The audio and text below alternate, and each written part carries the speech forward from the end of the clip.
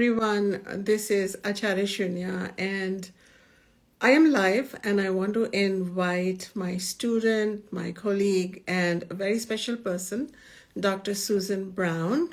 So just bear with me. I am learning how to do this, and I had a couple of practice trials with Kripalu and the wonderful person who manages Kripalu, Kayla, helping me. Managed to send her an invitation. Hello, hello. I see your waves. Thank you so much. I'm going to be in conversation, a goddess conversation. I did it. I did it, Susan. I'm so So, glad we've been able to connect. The yes, technology yes. is always a trick. Always a trick. But I think we women can manage anything. So that's just what it is with goddess love. Well, to all our friends, there are many who are students and followers of Susan Brown, Dr. Susan Brown, and many know me. And those of you who don't know us, I'm a Vedic teacher. I am a Vedic divine feminine priestess, an Acharya, and I am about to present a workshop on the goddess Saraswati, an online workshop with Kripalu starting August 7th, all of Wednesdays in August. We are going to be channeling the goddess, her wisdom, her knowledge. And right here, this beautiful person is Dr. Susan Brown. She is a clinical nutritionist. She has anthropology that she has totally taken into account to bring forward health and healing at a huge level, at a personal level, at a cultural level, at a societal level. She's a well-known figure and teacher. And and I am privileged and happy to say she's also my student. She has been taking many, many courses with me, especially the courses on the goddess wisdom. And Susan, I thought of inviting you, and Kripalu was also really excited because you have this whole field of work that you do with the body, with the mind. Right? And then you're so upfront about the Vedic goddesses, Durga, Lakshmi, Saraswati. So, tell us more of how does this all come together in your world of body health, bone health, anthropology, nutrition. Tell us more. Sure. You know, I'm not only a fan of the great goddess knowledge of the Vedic sciences, but I'm a fan of the total Vedic sciences. Um, I am have been on a lifelong quest to learn and to share what I learn. I got very enthusiastic about bone health over the last 30 years. We have been rethinking bone health. We've established many new paradigms of the best ways to gain and maintain natural bone health. And in this process, I've learned so much about the functioning of the human body and the actual amazing nature of the human body. And we can understand if we go backwards and look at these sciences of 4,000, 5,000 years old Vedic science, some of the first sciences, the first written records are absolutely amazing what they tell us about the nature of life, the very nature of life, the nature of this being, the nature of these physical beings, which are, of course, physical and spiritual beings. And I am on a quest to learn more. I actually, Sharia Ji, I have to say I've benefited immensely from your teachings. And as far as the goddess goes, I am on a quest to become Saraswati. I want to incorporate all of the Saraswati components, all the qualities that I can, because those qualities are like the qualities of learning and education. If we want learning and education, Saraswati shines the light. But more than that, it's wisdom and knowledge. I've learned a lot. What I'm learning from you is how to focus that in a sense of wisdom, how to capture the wisdom that is available to us. And then the other great quality of Saraswati is communication. It's fine to know things, but then to be able to communicate those things. And I have an enormous respect for your mastery of the English language and your capacity to communicate with love and compassion and clarity.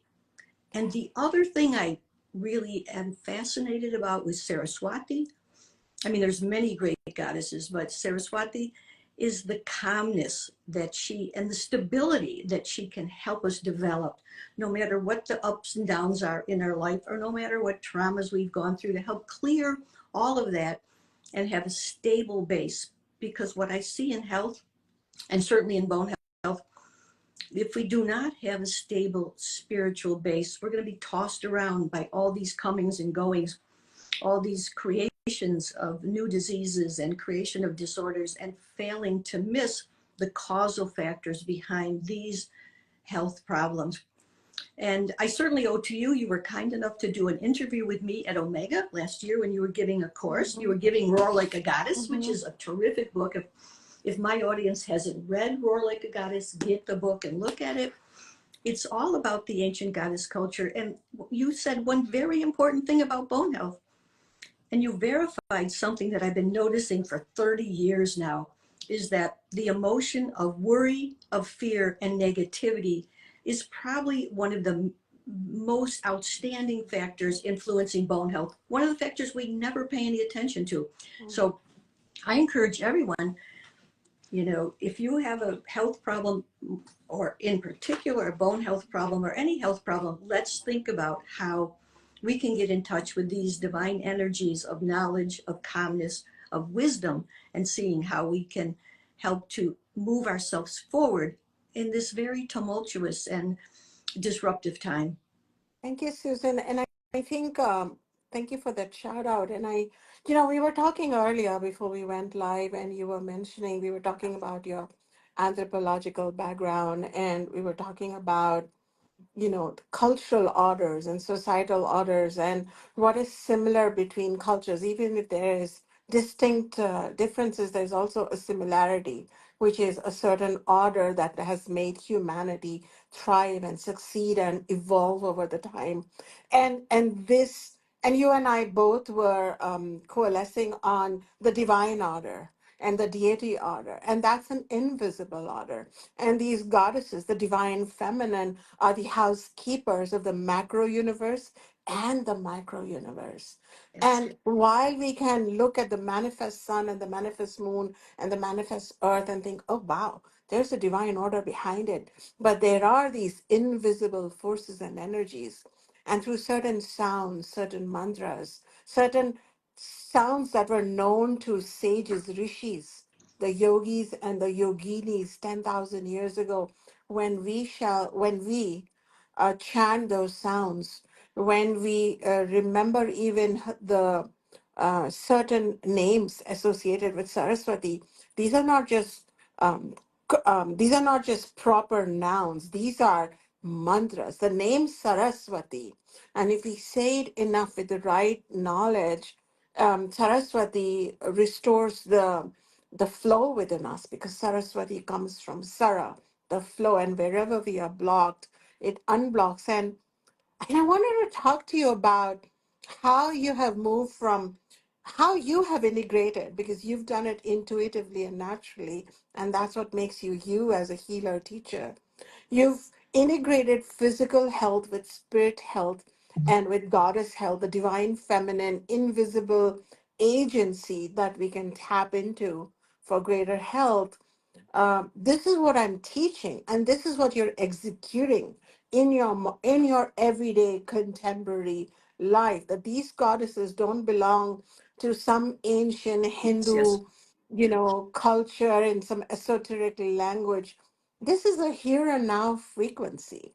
This is something that we women especially need to overcome trauma, to overcome the places where we are stuck, because society wants us to remain stuck in so many ways, whether we belong to a feudal culture or a modern culture. Yes, you yes, yes, know it does.